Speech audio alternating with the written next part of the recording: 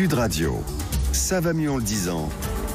Jean Dorido. Bonjour Jean. Bonjour Jean-Marie, bonjour à tous. Docteur en psychologie, fondateur de l'application Zenfi. On revient sur ces images qui ont marqué toute la semaine.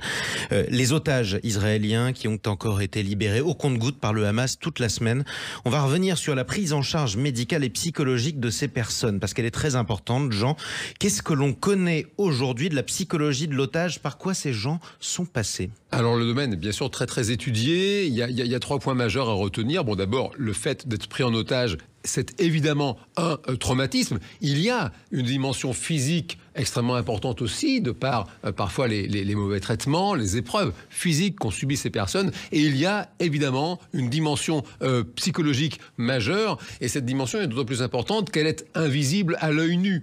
Et ce traumatisme psychologique, en fait, il dépend de plusieurs facteurs, parmi lesquels, bien sûr, les conditions de détention et aussi les caractéristiques de chacune et de chacun, parce que nous ne sommes pas tous égaux devant notre capacité à traverser ce genre d'épreuves terribles. Et puis, précisément, ce que constate la clinique aujourd'hui, c'est que la prise en charge de ces personnes est essentielle, notamment durant les premiers jours, les premières semaines qui suivent la libération. Donc il faut le faire très rapidement. Justement, Jean, c'est quoi l'enjeu de ces premiers jours? Eh bien, il y a d'abord un enjeu qui est d'accompagner le retour à la réalité. Il y a des personnes pour qui c'est une joie, évidemment, une libération, c'est le cas de le dire. D'autres pour qui c'est beaucoup plus difficile. Il peut y avoir des expériences de dépersonnalisation, des phénomènes dissociatifs qui sont observés à ce moment-là. Et précisément, il est essentiel de distinguer ces personnes, de faire, on pourrait dire, un premier tri précisément pour identifier les personnes qui sont le plus fragiles à ce moment-là.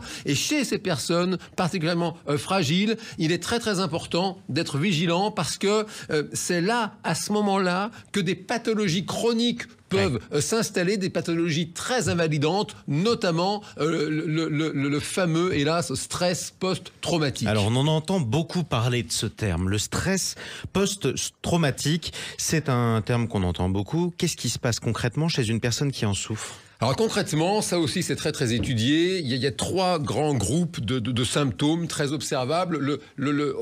Parmi lesquels le premier, ce sont les réminiscences. La personne, ça va faire intrusion dans son esprit. Elle revit la scène traumatique, la prise d'otage, la détention. La journée, ce sont en bon français des flashbacks. Et puis la nuit, des cauchemars qui viennent la chercher.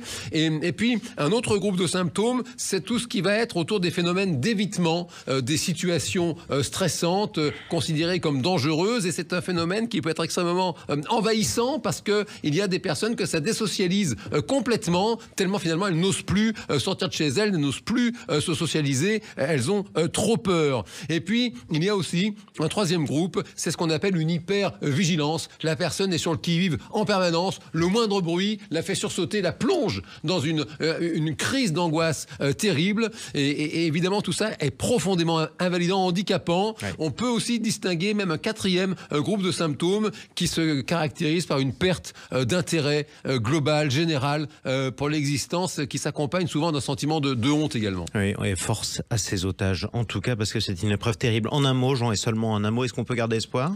On peut garder espoir. Il y a des exemples de chair et de sang qui sont là pour nous le rappeler. La résilience, ça existe. Et les scientifiques font de leur mieux pour que ce soit à la portée de toutes et de tous. Et bon courage, en tout cas, à tous ceux qui sont passés par là, ceux qui sont encore retenus par le Hamas, et à tous les proches qui les ont attendus ou qui les attendent encore. Merci Jean Dorido. Je rappelle votre livre, tiens, pour se remonter le moral, Le bonheur est une science exacte, c'est publié chez Larousse. À bientôt. À bientôt Jean-Marie.